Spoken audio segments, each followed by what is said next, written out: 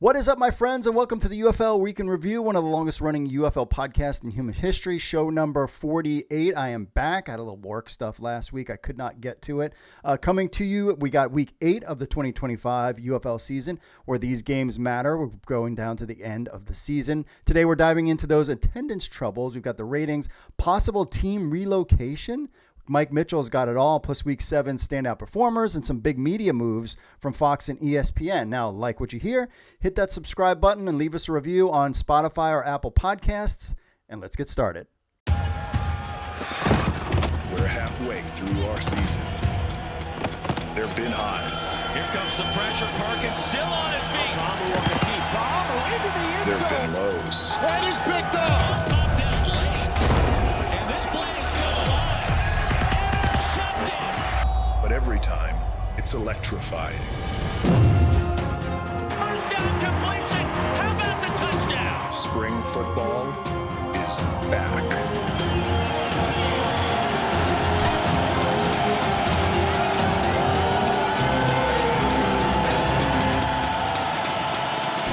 United Football League. Let's go.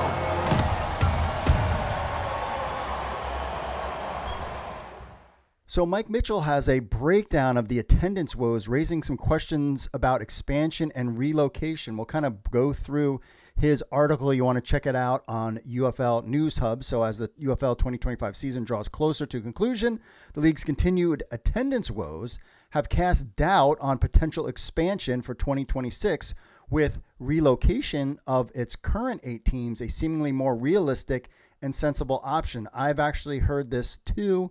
And we'll get into that in a little second. So we'll get into that in a second.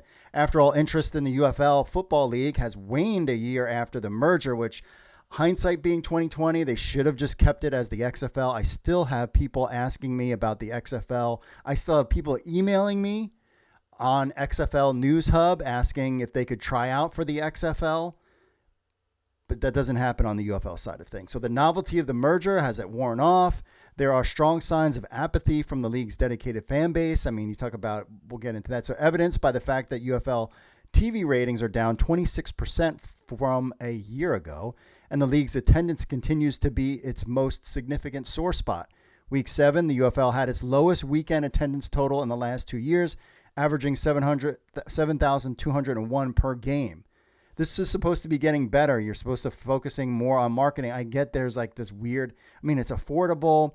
There's this weird disconnect. I don't know what it is. So after 7 weeks, the UFL is averaging just over 12,000 in attendance, 5% behind last year's pace, and over 2,000 fewer attendees per game from the XFL 2 seasons ago at 14,703. The goal to put boots on the ground in the league's cities with the added focus on connecting locally has not panned out at all.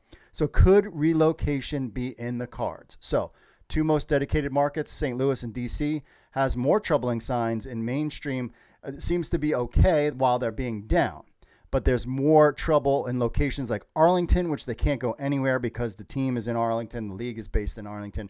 Arlington paid for the name. So Arlington is going anywhere. But Birmingham, 2 centralized hub sites for spring pro football in the last years. The Stallions and Renegades have shown little to no prosperity as they complete their 4th season respectively in the marketplace, frequently averaging under 10,000 fans per game, with Birmingham hitting a documented low of 4,744 this past weekend and an ill-timed Mother's Day scheduling. I mean, there's nothing you can do about it because scheduling is scheduling, but Birmingham has won multiple championships.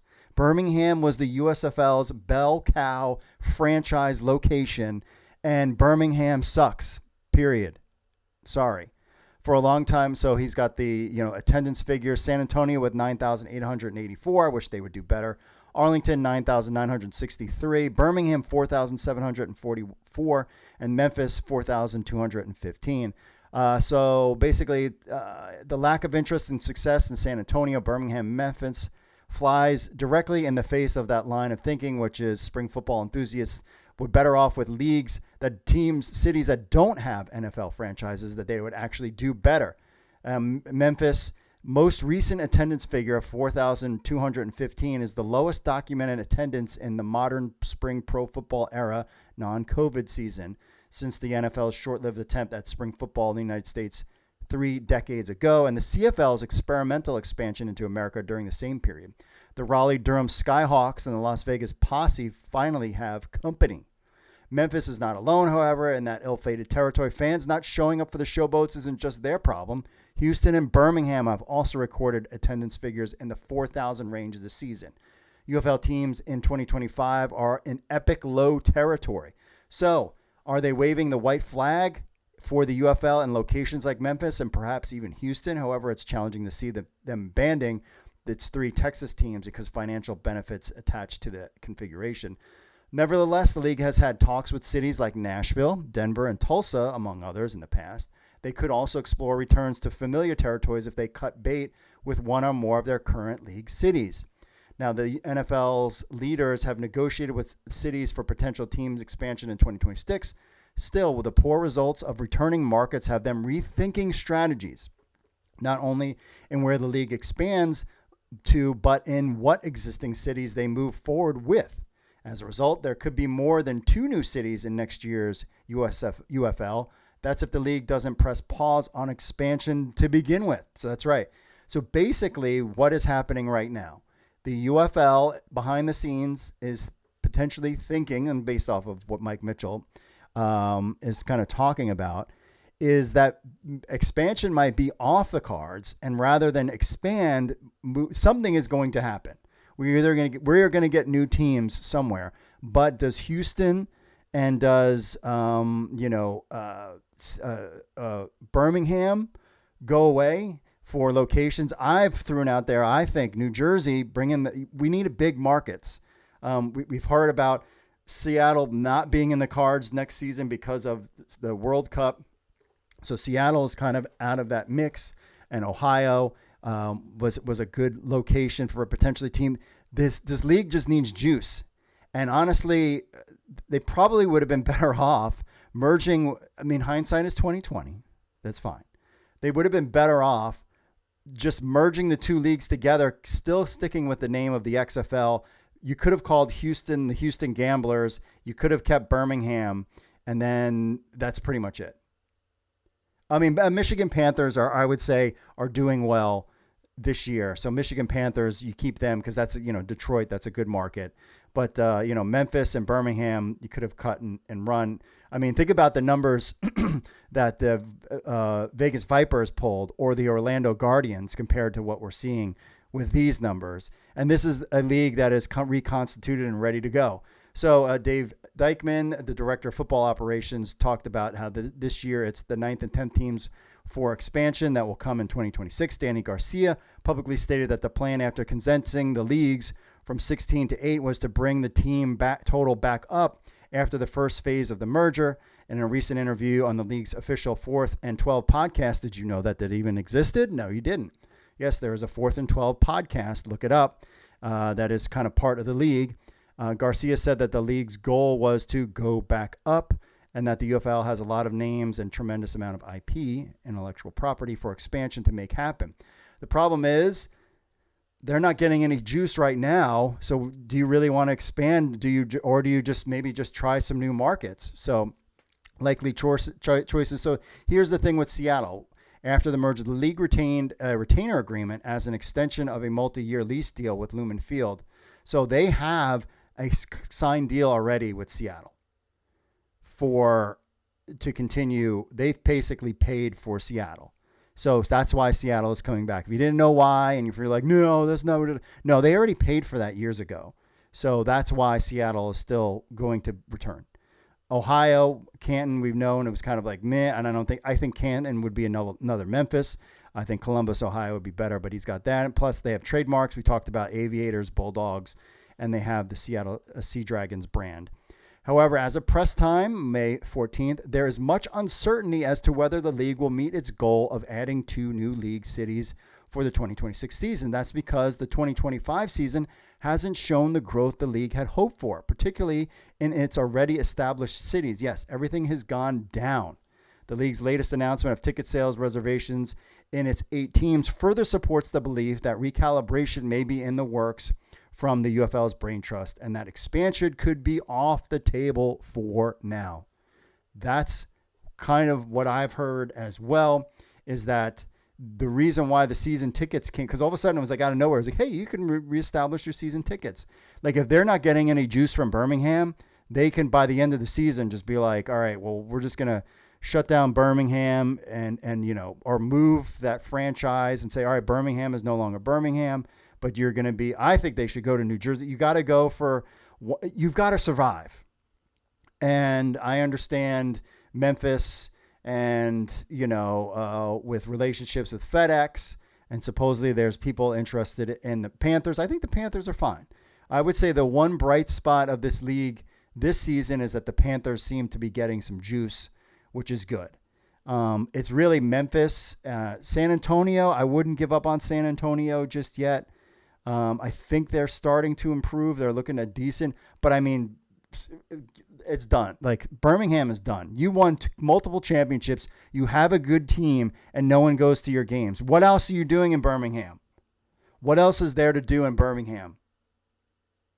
Do you have a Chick-fil-A in Birmingham? I mean, I don't want to be mean here, but seriously, hunting? I don't know. What do you do in Birmingham? Clearly you're not going to games. So this location sucks and Memphis sucks. But if somebody's willing to put up the money and advertise in the league in other different ways, then sure, you can keep Memphis. And you'll never have, you know, if you're willing to lose money, but you want to be an owner. So supposedly the process is, you know, expand the next 2 seasons. And then by 2028, there was chatter. Basically, they're taking the same timeline as the USFL had as far as expanding their season. And basically what they want is by 2028-ish, you know, to sell to owners. But if these teams aren't drawing anything in their locations, then it's not looking good. So, and also based on, and we already talked about this, that they weren't going to add any more games if they added 2 new teams. So they've already announced that you can buy your season tickets. It's 10-week season, 2-game playoff, just like we had this year. So that's going to stay the same. But you could have additional new teams and still play 10 games.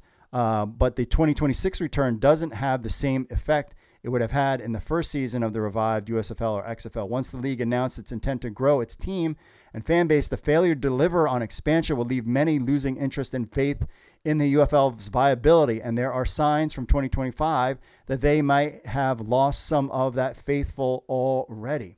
So this is the problem. If the league expands and there's still no juice in those areas, then basically there's not, you know, you can't squeeze apple juice out of a lemon. You know what I mean? So the announcement of potential expansion was a marketing strategy to present a picture of prosperity to all outside interested parties, instill faith from within, whether intended or not. The goal was to get the league cities like Memphis, Birmingham, San Antonio, and others to buy in and finally see that the UFL was here to stay. Safe to say that based on the results, the buy-in hasn't occurred in 2025. It may never. That's Mike Mitchell. So familiar sports phrase, he talks about, that having come a lame duck season when an individual or entity is perceived as weak or has fallen behind in achievement and it's on its last legs. If the UFL doesn't move forward with changes in a positive direction for 2026, it could become a lame duck league. From Mike Mitchell. So that's kind of what's going on right now behind the scenes. UFL insider Mike Mitchell. I have also heard that kind of stuff too, just in the past week or so, about how expansion might be off the table because of just the weakness of things going on as far as the league goes. I still think they should they need to do something. Needs to change. It is worthless to have a team in Birmingham at this point. You've had multiple championships. You got a great coach, exciting players. That place should be packed. You have nothing else to do. Birmingham is a disappointment and it should close, period. Memphis, I understand because of the connection to FedEx, but Memphis should also close too. Or pause. Be like, listen, we're going to pause and we will bring you back in 2 years. Or FedEx is the number one advertiser on the XFL and spends millions of dollars on the league, we can do that too. But I think, let us know what you think in the comments and email us. Make sure you subscribe. But again, expansion, relocation, those are on the table still. We'll still see. Now, usually we do see a dip in week 6 and 7, and then we see a kind of uptick in 8, 9, 10. Will be really interesting to see how the championship game plays out as far as ratings go. ABC seems to be the leader when it comes to that. I mean, the Friday night games, but even Mike Mitchell said, like, it depends on what they want. If they're like, hey, the ratings are good, then we're fine. But again, I go to the gym in the mornings and I work out, and I have the ESPN on all the time. And I work out in the mornings, 4 days a week. I'm in the gym 7 a.m. at least, if not 6:30 a.m. That's right. I try to be a gangster. I've never seen ESPN ever mentioning anything about the UFL, period. I am flabbergasted by this, ESPN. And no one watches FS1, but okay. That they don't mention anything, like highlights. There was even like some great highlights of, and I didn't even see the highlights of Bryce Perkins having a great play that wasn't even in like their top 10. I'm like, what? Like, what do you guys have nothing to talk about? I mean, there's the NBA playoffs, there's hockey. You can't devote 5 minutes to your stupid old school crappy channel to put on some freaking UFL highlights. Like, you have nothing. And we'll get to all that stuff later, but I mean, like, you're just so dumb. They're just so dumb. I'm sorry. I try to be good Christian dude. You guys are so stuck in your stupid bubble, and you're so dumb. Like, the relationship for ESPN and Fox for the UFL is basically worthless, except for ABC. Think about that. The Fox Friday night thing. Do you promote this? You own this thing. You promote Fox News, how it is this wonderful American whatever all the time. Do you promote the UFL? Now, I've seen commercials on ESPN before. It's just, there's just no creativity. It is just a dying entity when it comes to cable. And that's why, and you think for a second that, why podcasts are so much more popular than these crappy TV shows. But I'm like, you have them, and I know I'm contradicting myself because I'm like, well, no one watches it, but I don't understand. You have them. You can devote 15 minutes to the UFL game last night. Have somebody on who covered somebody to talk about the league, and you don't because you want to talk about Aaron Rodgers' underwear color or LeBron James, if he's coming back or not. Let's just beat that over and over again. You're so uncreative, ESPN. I don't even talk about FS1 because no one watches FS1 except for the people that are on the show's moms. And even parents don't even like those kids. They don't even like them. But this is just, I mean, it was supposed to be such a great thing. And I wonder if the UFL or the XFL would have been better off just taking a deal from Netflix or Amazon Prime, and is its relationship with Fox and ESPN and Redbird Capital, like all these chickens in the hen. I think we had it when it was Vince McMahon. If Vince would have, you know what I mean? Like, but he can't own the league anymore. Like, he's out. And so, this is what it is. Let me know what you I know it's a long rant, but I'm frustrated because I don't like, and this is why people are kind of, I'm just being real. And this is why people kind of have their one toe in, one out the other. I've tried to get my friends who went to games last year that had a fantastic time. They are just not interested, even with the low ticket price. It's just the juice is just not there, and you have to create the juice. Stop hiring your freaking friends to run this league. You're just stuck in a bubble. These people are stuck in a bubble and they just don't get it. And that's what's going to be the downfall. You have everything in place. You have ESPN. You have Fox. I thought the Fox thing was going to be great. People still think it's the XFL. They're asking, where's the XFL? But you had to be nice and to not hurt the feelings of the USFL and Fox when you should have just stuck with the XFL and just kept going and just merged the two. Who cares? Because you're not going to have a league anyway.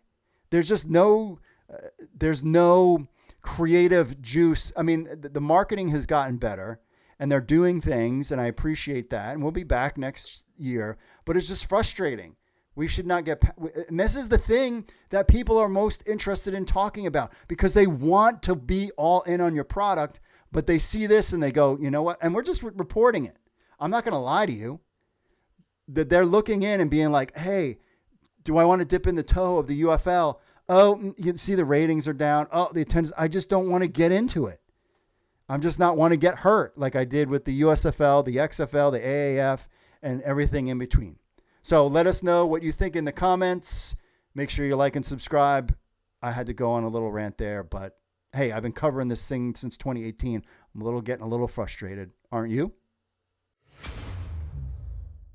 Mike Mitchell has the Week 7 TV ratings and attendance. We look at what he's got. It says continued downward trend on Fox, but they excel on ABC. So after showing signs of potential growth in Week 6, the UFL's TV ratings in Week 7 continue to show the same downward trend and interest the league has experienced in 2025, particularly on Fox and on cable telecasts. Going into Week 7 of the 2025 season, UFL TV ratings are down compared to the 2024 regular season.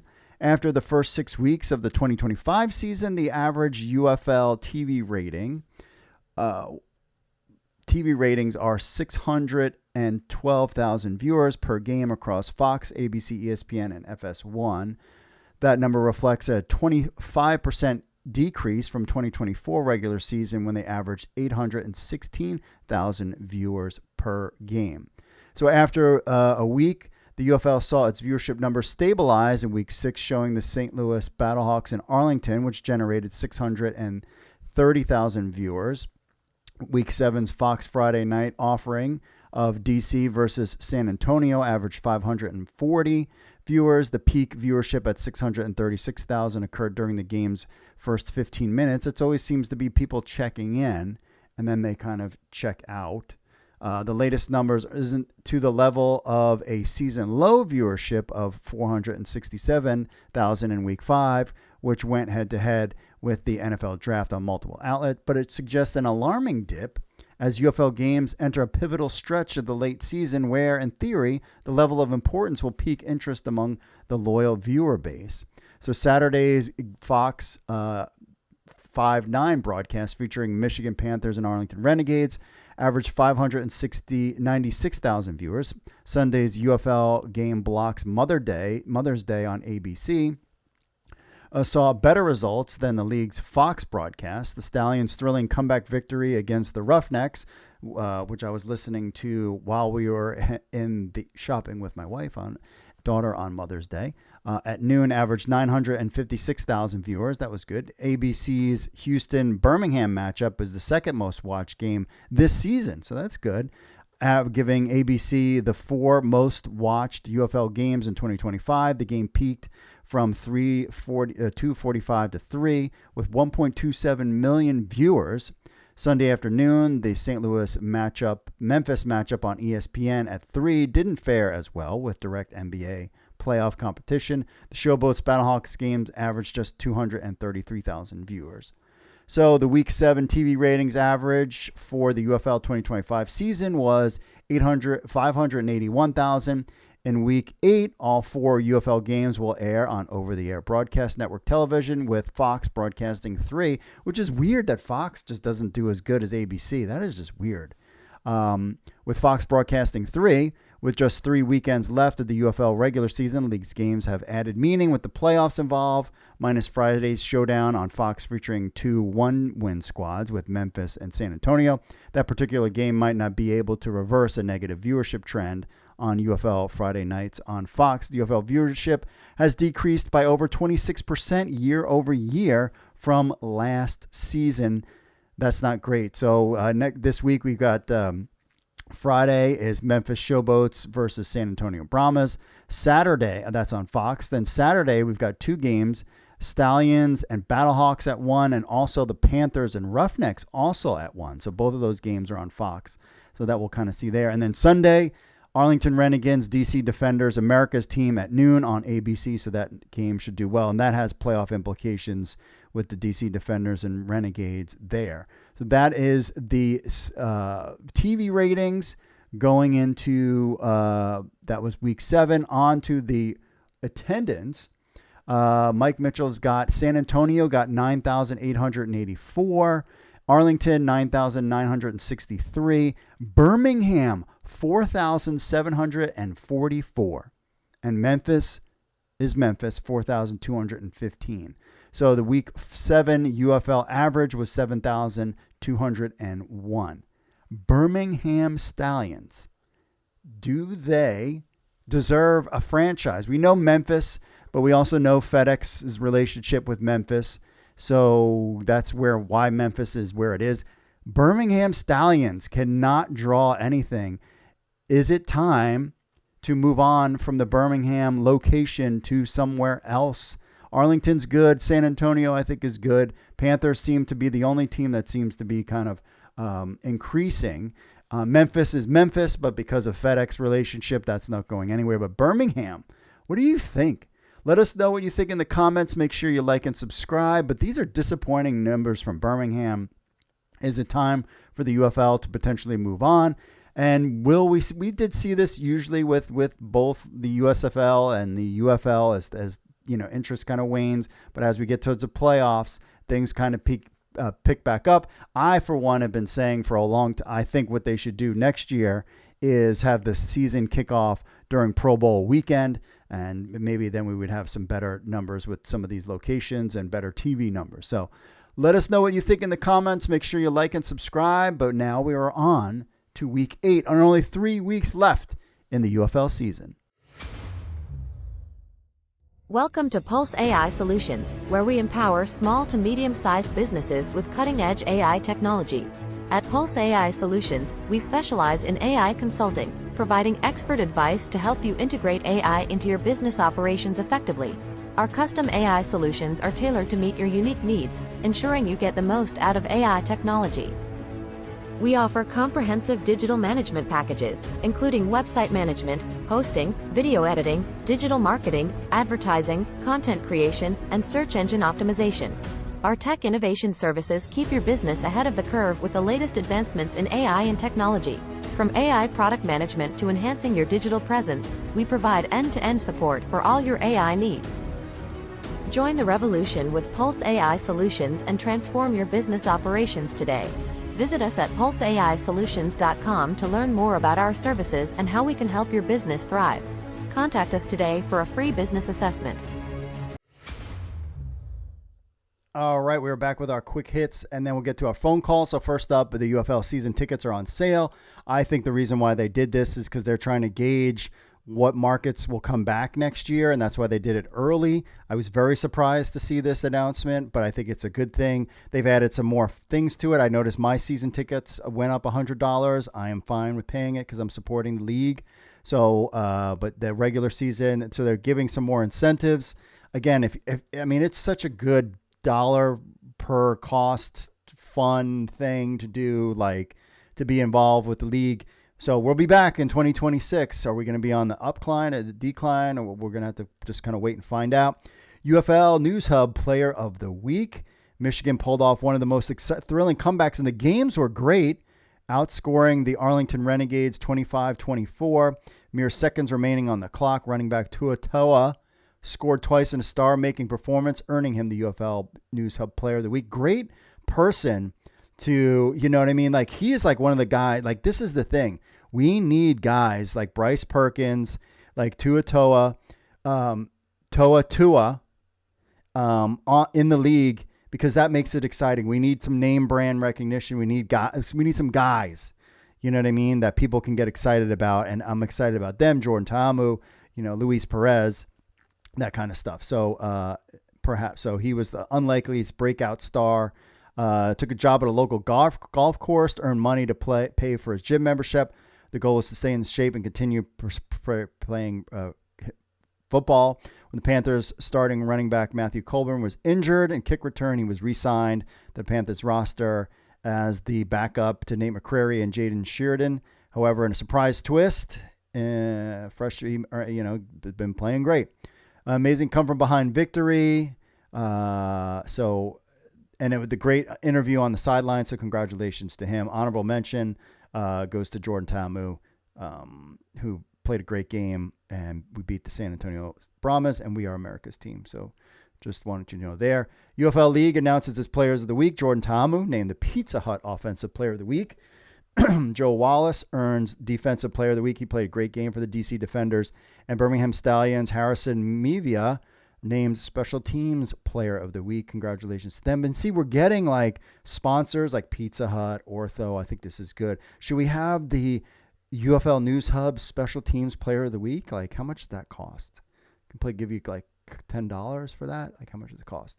Other news, and this was funny. Remember when Fox and ESPN were going to merge their, and then have this one streaming platform, and then they got sued, and then they got invested. So Fox is coming up with their own platform called Fox One, wholly owned streaming service. Will bring all of Fox leading news, sports, entertainment brand together in one dynamic streaming platform.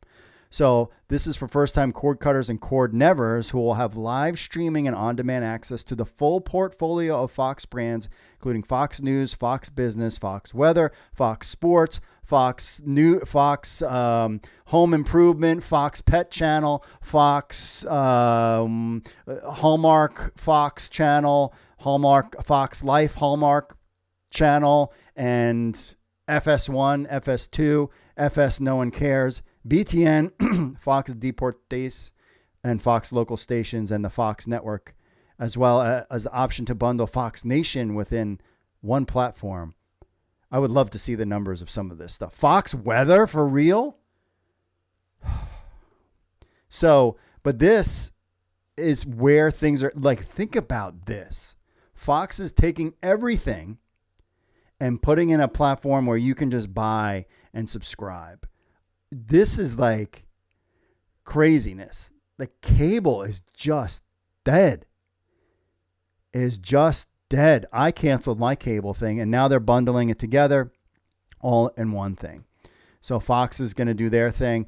So like I subscribe. So we canceled our cable. I subscribed to Fubo because I needed the Fox piece. So I'll subscribe to Fox One during the UFL season. I mean, the UFL could be such a huge generator for them, but they are too mentally down, mentally, I don't know, mentally up each other's buttholes to figure this thing out, because you could crush this thing. You just have to pretend that the UFL is the biggest thing on television. Don't you know anything about marketing? Have you watched politics? Do you see how people can be manipulated on Facebook? Do the same thing with the UFL. You can be like, this is the most amazing football you have ever seen in your life. If you don't watch the UFL, men 18 to 24, if you don't watch it, punch yourself in the balls. Like, you could have a commercial like that. I'm telling you. So Fox News is doing there. I have a little caffeine today, so that's why I'm a little fired up. So, and then new direct-to-consumer offering to be Singularity branded. ESPN, the wonderful people at ESPN are also doing the same thing. ESPN linear networks, available direct to fans for the first time ever in early fall. I'm still confused. What is ESPN Plus? But you can't get, I guess because you don't get regular, I don't know. So 2 ESPN subscription plans and Disney bundling options available. ESPN Unlimited plan priced at $29.99 per month. Select plan at $11.99. Special offer at launch. Disney Plus, Hulu, ESPN Unlimited bundle at $29.99 a month for the first 12 months. That's cool. Enhanced ESPN app to introduce new features, personalized fan-friendly experiences. Yeah, blah, blah, blah. No one uses. So recognize the deep connection with the ESPN brand has established with sports fans and significance of the movement. The new direct-to-consumer DTC streaming service will be named, drum roll please, ESPN. It was announced today by Jimmy Pitaro, ESPN chairman. Fans will have two ESPN DTC plans from which to choose. That's cool. Including unlimited package that delivers the entire suite of ESPN networks and content. designed to give fans more choice, flexibility, and access to all ESPN via the enhanced ESPN app. The plans cost, of course, we went through that, and they're doing other things, so blah, blah, blah. Now, yay, this was amazing, my friends. So here we go. The unlimited plan will give fans access to all of ESPN's linear networks: ESPN, ESPN2, ESPNU, SECN, ACCN, ESPN News, ESPN Deportes, in addition to ESPN on ABC, so I would assume that is the UFL games, ESPN Plus, ESPN3, SECN Plus, and ACCNX, covering 47,000 live events, including pillow fighting each year, on-demand replays, crappy studio shows, original programming, 30 for 30s, fantastic, and more. ESPN's unprecedented rights portfolio includes the NFL, NBA, NHL, MLB, even though you guys broke up, but okay. WNBA, hey, they're on the way up. UFC, that's cool. UFL, yay! They actually said the UFL in an ESPN press release. Guys, we are on the way up. It took 2 seasons. This is just wonderful. I might cry. They mentioned UFL. Yes, we do exist. SEC, ACC, Big 12, college football playoff, 40 NCAA championships, NCAA women's basketball, La Liga, Bundesliga, and WSL, and FIFA Cup, soccer, Australian Open, Wimbledon, tennis crap, golf stuff, TGL golf, yeah. Little League World Series, baseball. Does the Little League World Series pull in bigger numbers than the UFL? Premier Lacrosse League. Do we beat the Premier Lacrosse League?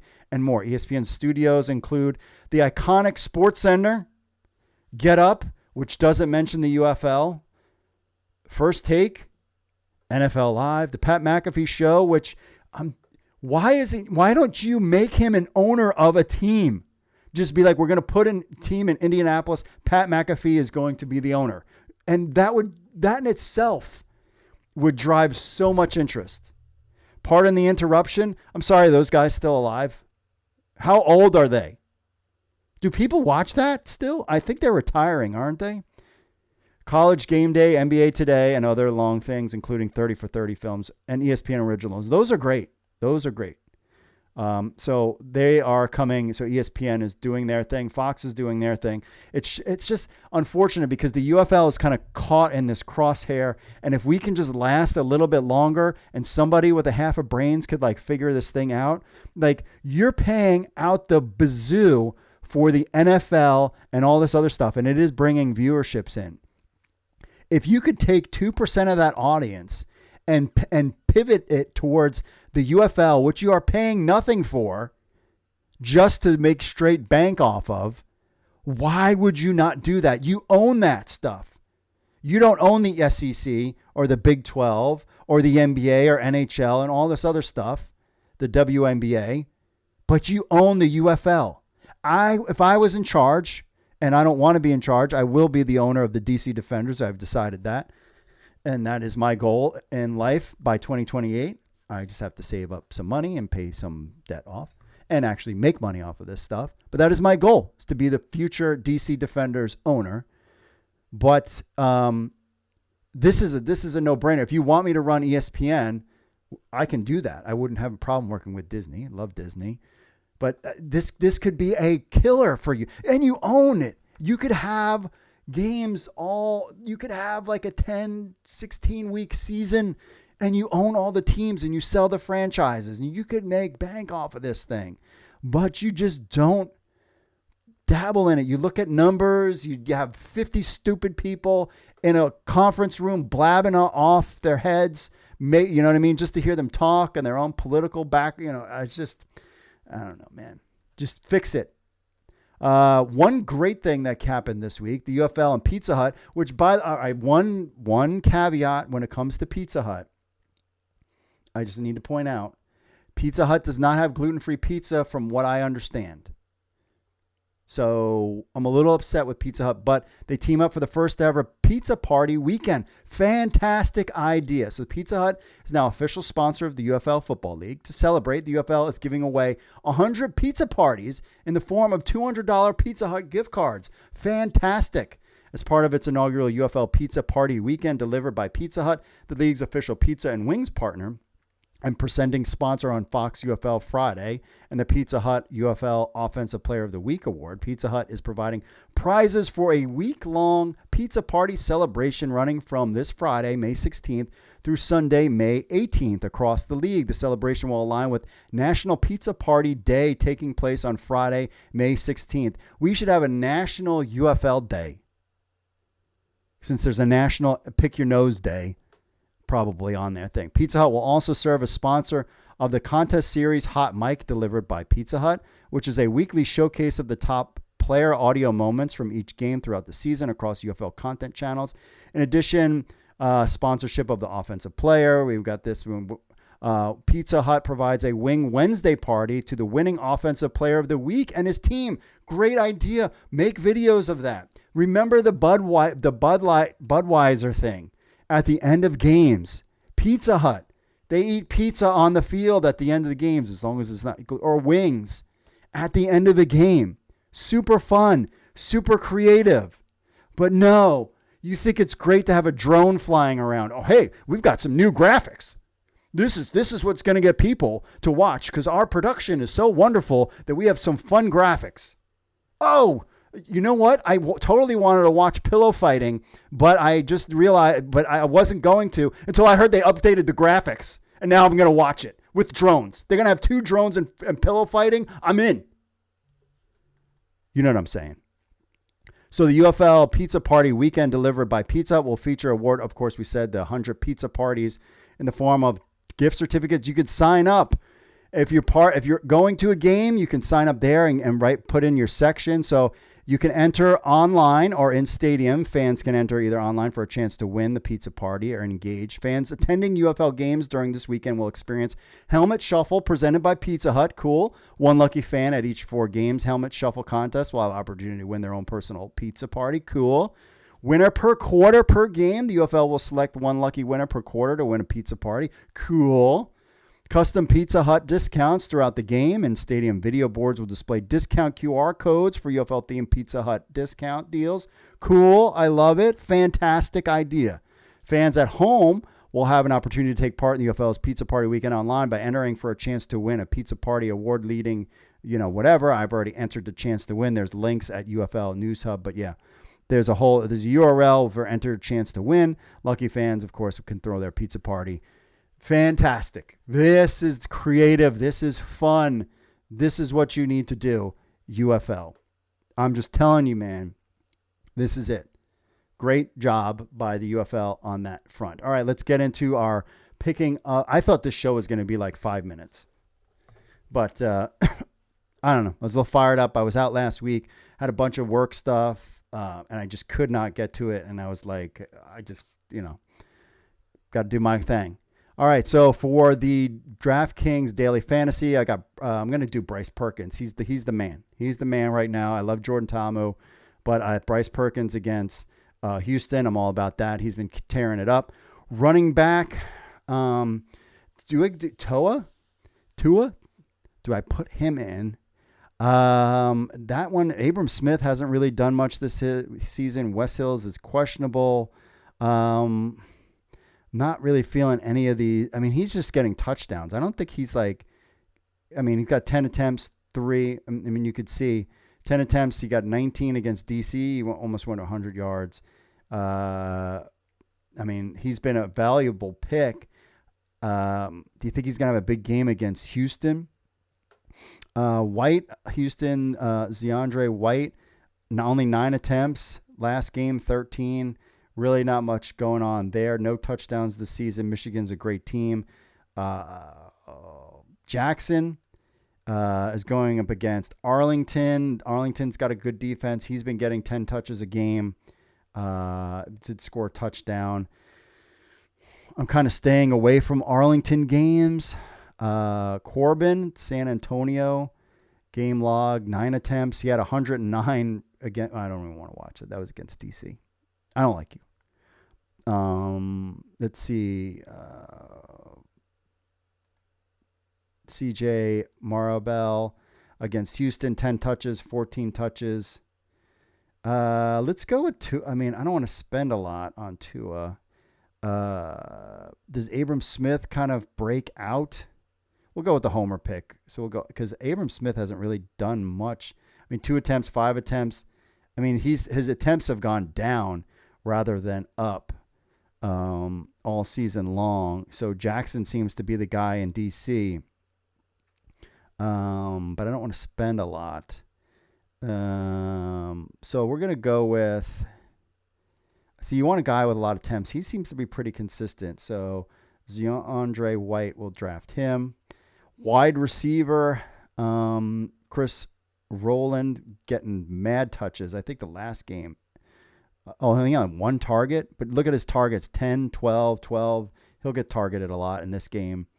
Maybe not, because Arlington is a good defense. Hakeem Butler, I don't, let's see. Dawood Davis, Sal Cannella. I hate picking guys when they're playing against my team. Tyler Vaughn's, I think, there's a lot of good guys to pick. He had 10 targets last game. He looked pretty good. Kirkland, San Antonio, he's getting the targets. He got 8 targets. Do you think he maybe has a breakout game? We'll get Kirkland in there. Let's go with the defense. We'll go with Panthers defense. My 2 flex players, I have $5,000 to spend. I'm not really feeling my lineup at all. Let's see. Lassiter, I think it's 6 targets. We'll go with Lassiter. And then finally we have 4,700 to spend. Michigan, Jalen Moore had 4 targets last game. How did Jay Sternberg? He had 7 targets. I'm going to pick him just because Alex Magoo could potentially be back. So we'll pick him. So that is our lineup. We'll enter that $5 in there. Hello? Is it not loading? Okay. We'll go on to the next thing. While I do that, we'll switch my screen to me. There we go. While I log in, I don't know what the heck is going on.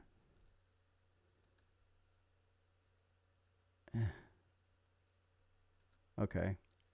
Let's go to the UFL. All right, we're back. Here we go, UFL. Memphis Showboat, San Antonio Brahma, the suck game. 37.5. Do you think these guys will score some points? I'm going to go with the under in this one. Michigan Panthers, Roughnecks. Definitely Panthers going to win that one. I'll take the Panther. I think who is a lock to win? I think the Michigan Panthers are a lock to win, so I'll take the money line on Michigan Panthers. DC Defenders giving up 3 points. I think this game could be close. I'll go with the Battlehawks -1.5. I think if Magoo is back, I think the Birmingham Stallions could win that game. So there's your Finn pick. The dog pick. We've got the under 37.5 on the San Antonio Brahmas Memphis Showboats game. I got the money line on the Panthers and then the Birmingham Stallions. So you bet $1, you win $5. We'll add that bet. My picks. So basically the Memphis Showboats Brahmas -1.5. Houston Roughnecks, Michigan Panthers. Panthers are -6. Battlehawks Stallions. Battlehawks are -1.5, and then the Defenders are -3. I think I would take. Let's have a money line pick. So I think who's going to win this week. I think Memphis has been playing better. I'm going to go with the Showboats. I'm going to go with the Panthers. I'm going with the Stallions. Sorry, Battlehawk Nation. I'm going with DC Defenders. And we'll do $1 on each game and then $1 for the 4-pick parlay. We'll do that. And then spreads are tough.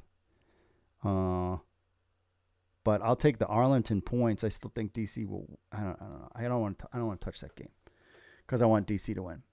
Okay, so those are my picks there for you. We've got a couple emails, and we'll get to a phone call. All right, let's go to the first. Let's take a phone call. Hey, Mark. My name is Patrick. Just call me Patrick in Pittsburgh because that's where I'm at, and that's my name. Just want to say, first of all, thanks for existing as a brand, as a website, as a media entity, because I've been trying to find some new UFL content out there, and I'm glad I stumbled upon you guys. When the season started this current season, and I want this league to thrive, and I'm glad it's getting some exposure out there. So, yeah, I'm glad to see it. Like I said, I am from Pittsburgh. We don't have a UFL team. To be fair, I was definitely more of an XFL guy more than a USFL anyway. So the Maulers didn't survive the merger. I was just a free agent, I guess. I kind of bummed around for a little bit, and then I just kind of adopted DC. So they're my team. Now, I don't think for your week's hot take, I don't think is too severe at all. I think if anything, Nakua might maybe suspended maybe more games, 2 or more. The fan, he should not be allowed back to any game in the UFL forever. I think that should disqualify him for good, just like they did with the fan who threw the beer at Ron Artest back in 2004. Anyway, just saying thanks, and look forward to keeping up with you, and go Defenders. We'll see you. All right, Pat from Pittsburgh checking in. We appreciate you, Pat. Remember, you can call 888-430-7692, extension 3. Remember, he was talking about the suspension and where I thought that they should get rid of those fans. Appreciate you checking in and hearing your take, and that the fact that you pick the right team, America's team, the DC Defenders, as if you don't have a team, your team has the beer snake. Your team is in the Washington, D.C., so that makes it America's team. So, therefore, he did the right call. It's the UFL's America's team. That's it. That's the team that you pick. That is the default in the drop-down list of teams. So, we appreciate Patrick. Remember, 888-430-7692, extension 3. I would love to hear your all's take on my rant about the Birmingham Stallions. I'm done with you, Stallion. I don't like you. You're done. Get out of here. We don't want you in the league anymore. You can't. Fans don't come out, and you're done. So let me know what you think about that. Email me, podcast@uflnewshub.com as well. We got a couple takes here. Real quick emails. Is this the same one? Okay. Yes. We got an email from Steven. He says, my beautiful brothers and sisters, you need to consider moving Memphis or Arlington. Any team that fan base is bad. 2 very positive options, Louisville or Lexington, Kentucky, with 2 greatest rivalries in sports. If you make these 2 cities new franchises, your network ratings will increase tremendous because of the love that they have for any sports team, and the travel expenses would be the lowest of any team because they are an hour apart. If your brand researches matter, they will come to a conclusion that makes plenty of sense. May God bless the UFL. I agree with you there. Lexington, Kentucky, Louisville. I think Louisville was on the radar. It's just, are these good sports towns? Like Atlanta fans are the worst, and by far. I just remember that growing up. Like they're like the worst, one of the worst sports cities. Did the Thrashers even exist anymore in Atlanta? Like they couldn't. So they need to find like a fervent. And I know we've talked about San Diego, and California is kind of out of the question.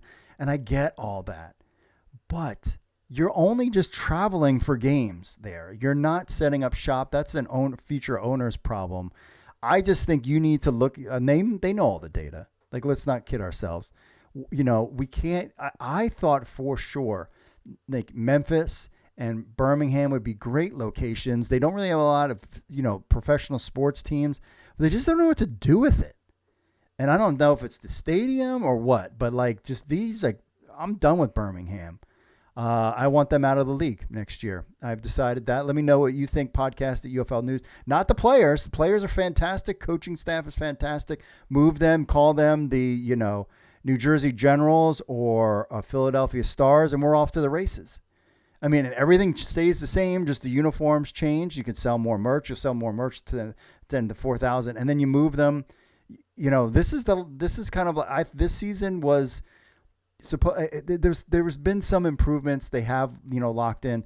I think there's going to be a lot of disruption next year, and I think you need to move some of these cities around. You can't.